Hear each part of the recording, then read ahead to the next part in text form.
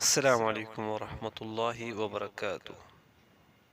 کتاب کا نام وضو، غسل اور تیمم کے احکام و مسائل، کتاب و سنت کی روشنی میں۔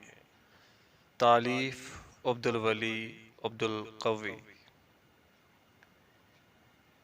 تمہید: پاکی کے بغیر نماز نہیں۔ نماز کے لیے چھوٹی ناپاکی مثلاً پیشاب، پاخانہ اور نیند وغیرہ، اور بڑی ناپاکی مثلاً جنابت، حیض و نفاس وغیرہ اور ہر طرح کی نجاست سے پاکی ضروری ہے۔ عبداللہ بن عمر رضی اللہ عنہ بیان کرتے ہیں کہ میں نے رسول اللہ صلی اللہ علیہ وسلم کو فرماتے ہوئے سنا، اللہ کوئی بھی نماز بغیر پاکی کے قبول نہیں فرماتا ہے، اور مال غنیمت سے چوری کیے ہوئے مال کا صدقہ قبول نہیں فرماتا۔ صحیح مسلم۔ علی رضی اللہ عنہ بیان کرتے ہیں کہ رسول اللہ صلی اللہ علیہ وسلم نے فرمایا، نماز کی کنجی پاکی ہے، اور اس کی ابتدا تکبیر تحریمہ اور اختتام سلام پھیرنا ہے۔ ابو داؤد۔ حسن صحیح عند الالبانی رحمہ اللہ۔ چنانچہ چھوٹی ناپاکی کی صورت میں وضو اور بڑی ناپاکی کی صورت میں غسل اور پانی نہ ملنے یا اس کے استعمال سے عاجزی کی صورت میں تیمم مشروع ہے، جیسا کہ ذیل کے صفحات میں ان کا ذکر کیا جاتا ہے۔ پہلی فصل، وضو کے احکام و مسائل۔ پوائنٹ فرسٹ، وضو کے فضائل۔ مسنون وضو سے گناہوں کی بخشش۔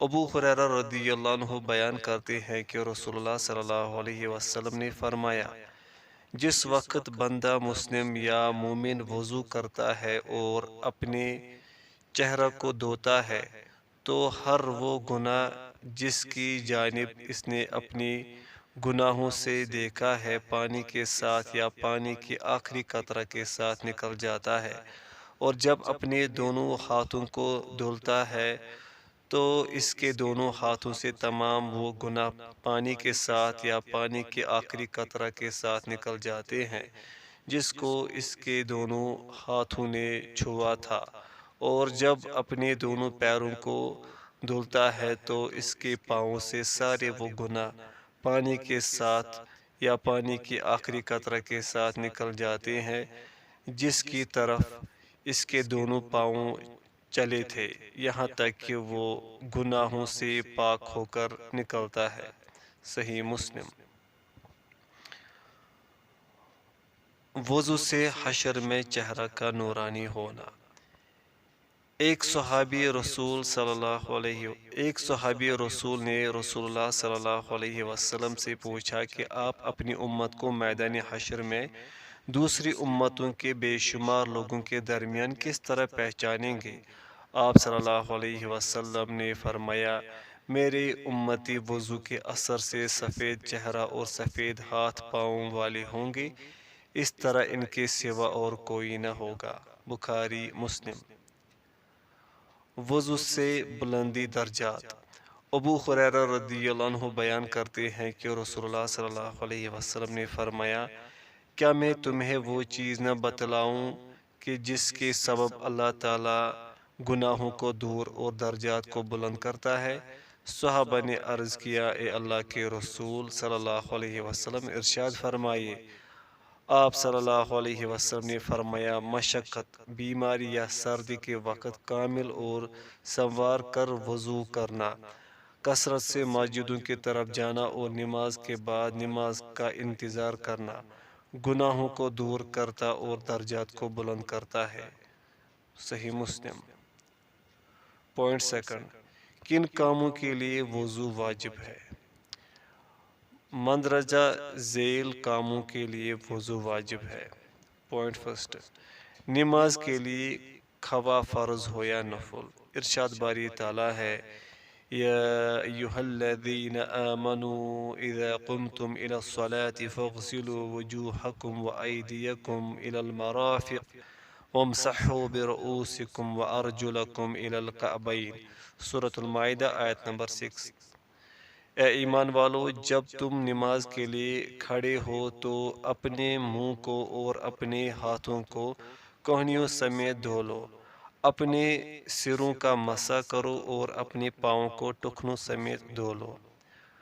ابو ہریرہ رضی اللہ عنہ بیان کرتے ہیں کہ رسول اللہ صلی اللہ علیہ وسلم نے فرمایا، اس شخص کی نماز نہیں جس کا وضو نہیں، اور اس شخص کا وضو نہیں جس نے اس پر اللہ کا نام نہیں لیا۔ ابو داود ابن ماجہ، صحیح عند الالبانی رحمہ اللہ۔ ابو ہریرہ رضی اللہ عنہ بیان کرتے ہیں کہ رسول اللہ صلی اللہ علیہ وسلم نے فرمایا، جس شخص کا وضو ٹوٹ جائے جب تک وہ وضو نہ کرے اللہ تعالیٰ اس کی نماز قبول نہیں کرتا۔ بخاری مسلم۔ پوائنٹ سیکنڈ، خانہ کعبہ کے طواف کے لیے۔ خانہ کعبہ کا طواف خواہ واجبی ہو یا نفل بغیر وضو کے جائز نہیں۔ عبداللہ بن عباس رضی اللہ عنہ بیان کرتے ہیں کہ رسول اللہ صلی اللہ علیہ وسلم نے فرمایا، خانہ کعبہ کا طواف نماز ہے، مگر یہ کہ اللہ نے اس میں گفتگو کو جائز کر دیا ہے۔ نسائی، ترمذی، مستدرک حاکم، صحیح عند الالبانی رحمہ اللہ۔ جب خانہ کعبہ کا طواف نماز ہے تو اس کے لیے وضو ویسے ہی ضروری ہے جس طرح نماز کے لیے ضروری ہے۔ پوائنٹ تھرڈ، قرآن کریم کے چھونے کے لیے۔ قرآن کریم کو بغیر وضو کے چھونا جائز نہیں ہے، جیسا کہ رسول اللہ صلی اللہ علیہ وسلم نے فرمایا، قرآن کو نہ چھوئے مگر پاک آدمی۔ موطا امام مالک، صحیح عند الالبانی۔ شیخ الاسلام ابن تیمیہ رحمہ اللہ فرماتے ہیں، صحیح بات یہ ہے کہ قرآن کریم کے چھونے کے لیے وضو واجب ہے، مجموع فتویٰ ابن تیمیہ۔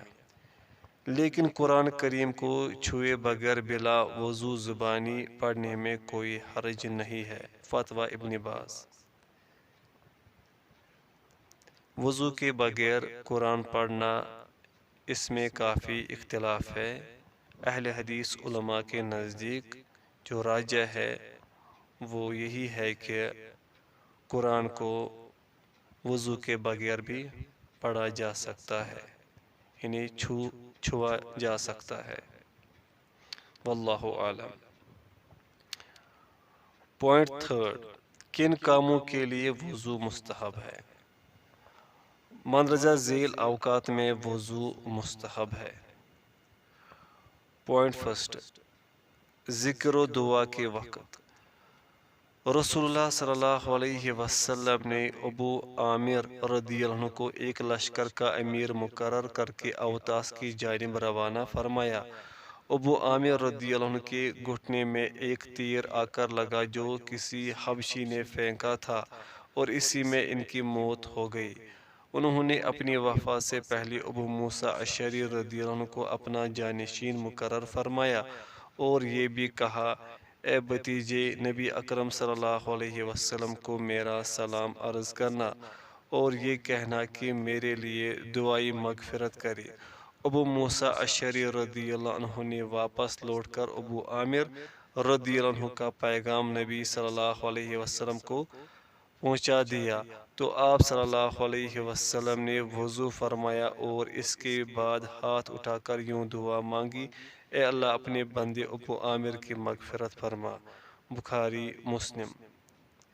پوائنٹ سیکنڈ، سونے کے وقت۔ برا بن عازب رضی اللہ عنہما بیان کرتے ہیں کہ رسول اللہ صلی اللہ علیہ وسلم نے فرمایا، جب تم اپنی خواب گاہ میں جانے لگو تو نماز کی طرح وضو کرو، پھر اپنی دائیں کروٹ پر لیٹ جاؤ آخر تک۔ بخاری مسلم۔ وضو ٹوٹ جانے کے وقت۔ بریدہ رضی اللہ عنہ بیان کرتے ہیں کہ رسول اللہ صلی اللہ علیہ وسلم نے ایک روز صبح کی تو بلال رضی اللہ عنہ کو بلایا اور کہا، اے بلال، کس عمل کی بنا پر تم مجھ سے جنت میں آگے ہوتے ہو؟ میں گزشتہ شب جنت میں داخل ہوا تو تمہارے جوتوں کی چاپ کو اپنے آگے سنا تو بلال رضی اللہ عنہ نے کہا، میں جب بھی اذان دیتا ہوں 2 رکعت پڑھ لیتا ہوں، اور جب بھی میرا وضو ٹوٹ جاتا ہے میں وضو کر لیتا ہوں۔ ترمذی، صحیح عند الالبانی رحمہ اللہ۔